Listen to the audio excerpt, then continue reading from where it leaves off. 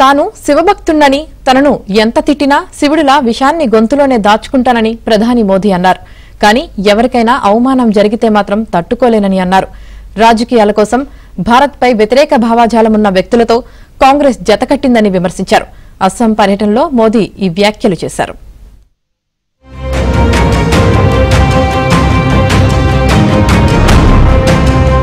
ఈశాన్య రాష్ట్రాల పర్యటనలో భాగంగా అసోం మంగళడోయ్లో 6,300 కోట్ల విలువైన ఆరోగ్య మౌలిక సదుపాయాల ప్రాజెక్టులకు శంకుస్థాపన చేశారు. దరంగ్ మెడికల్ కాలేజ్, హాస్పిటల్ నిర్మాణంతో పాటు నర్సింగ్ కాలేజ్, జీఎన్ఎం పాఠశాలను ప్రారంభించారు. సంగీత దిగ్గజం భూపెన్ హజారిక శత జయంతి ఉత్సవాల్లో పాల్గొన్నారు. రిజర్వ్ బ్యాంకు తయారు చేసిన 100 రూపాయల స్మారక నాణాన్ని విడుదల చేశారు. గాయకుడు భూపెన్ హజారికకు భారతరత్న ఇవ్వడం మంచి నిర్ణయమా కాదా అని మోదీ ప్రశ్నించారు. ఆయనకు భారతరత్న ఇచ్చి గౌరవించినందుకు కాంగ్రెస్ తనను అవమానించిందని మోదీ అన్నారు.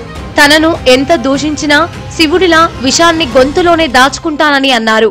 కాంగ్రెస్ पार्टी के अध्यक्ष ने कहा था कि मोदी नाचने गाने वालों को भारत रत्न दे रहा है, मुझे कितने ही गालियां दे, मैं तो भगवान शिव का भक्त हूं, सारा जहर निगल देता. लेकिन बेशर्मी के साथ जब किसी और का अपमान होता है तो मुझसे रहा नहीं जाता है.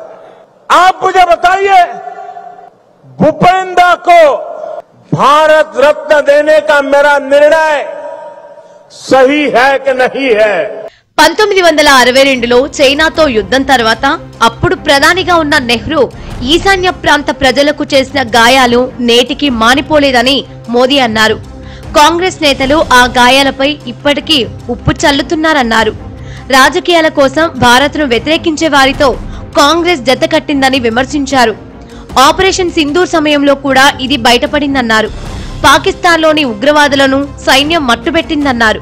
కానీ హస్తం పార్టీ మాత్రం సైన్యానికి కాకుండా దాయాది దేశం ఆర్మీకి మద్దతిస్తోందన్నారు. 1962 में चाइना के साथ जो जंग हुआ, उसके बाद पंडित नेहरू ने जो कहा था, वो घाव नॉर्थ ईस्ट के लोगों के वो घाव आज भी नहीं भरे, और उस घाव पर कांग्रेस की वर्तमान पीढ़ी भी नमक छिड़कने के काम कर रही है. రేపు పశ్చిమ బెంగాల్తో పాటు పలు రాష్ట్రాల్లో ప్రధాని మోదీ పర్యటించనున్నారు. ఈ సందర్భంగా పలు అభివృద్ధి కార్యక్రమాలకు శంకుస్థాపనలు చేయడంతో పాటు ప్రారంభించనున్నారు.